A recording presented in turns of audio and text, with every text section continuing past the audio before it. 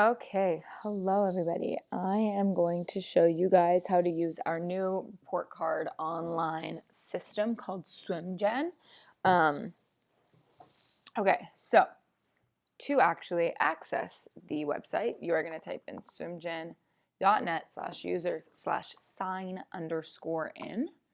Okay, we're in our supervisor account, so I'm going to log out. This is what you're going to see when you get there. You are going to click login. Each of our instructors have their own account because they need to create their own report cards. So your username is going to be your first name space your last name with capitalized first letters, and then your password is going to be your last name with the first letter capitalized. This is case sensitive, so you have to remember to do this. So I'm going to use Abby for example. We're going to type in Abby Hansen, and then her password, which is her first name, capitalized, the first letter. And then so this is what you guys are able to do. You are able to manage swimmers. You will never be touching bulk import swimmers and mass update participant number.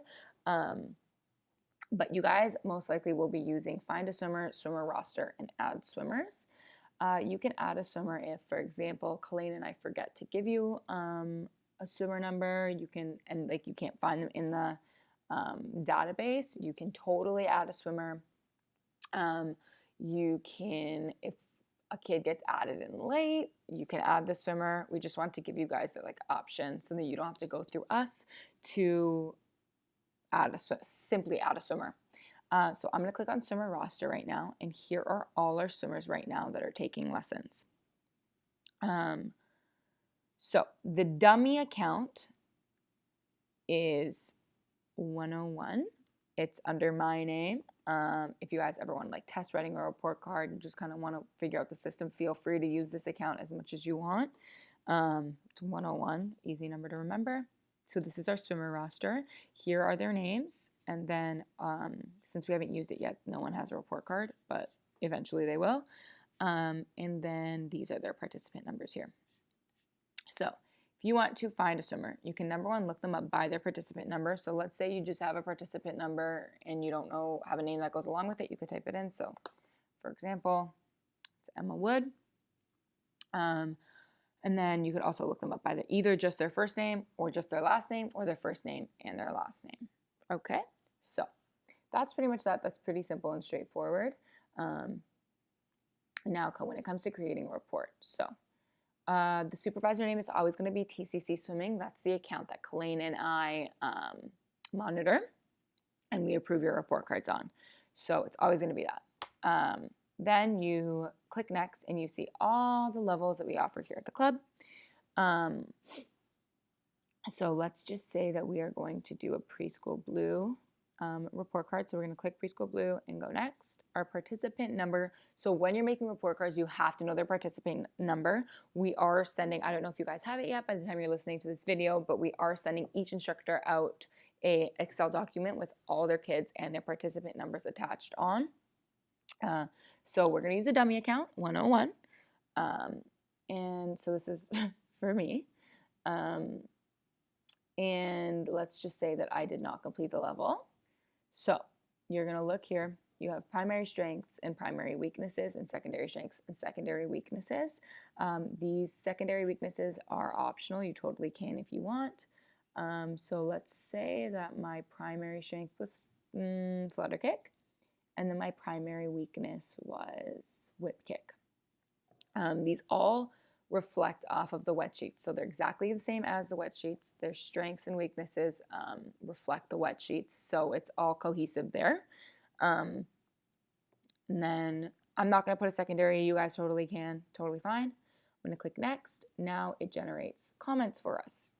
You can use these generated comments if you want to personalize them a bit more. You're more than welcome. You can write whatever you want. Okay.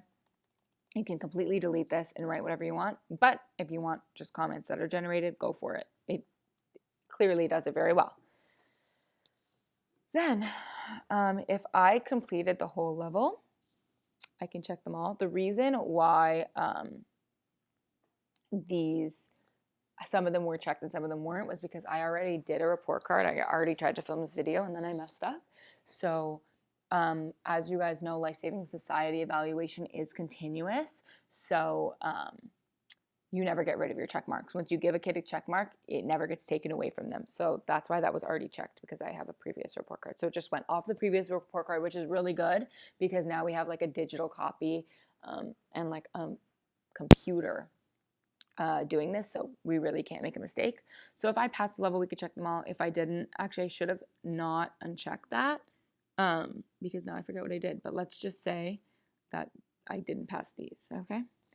And now we're going to publish. So my report, Abby has now sent out a report card or submitted a report card to Colleen and I to approve. So I'm just going to sign in really quickly to mine and Colleen's account because I need to approve the report card in order for it to go up onto the database for the members to see. So whatever, I'm going to approve it. You guys don't have to worry about that.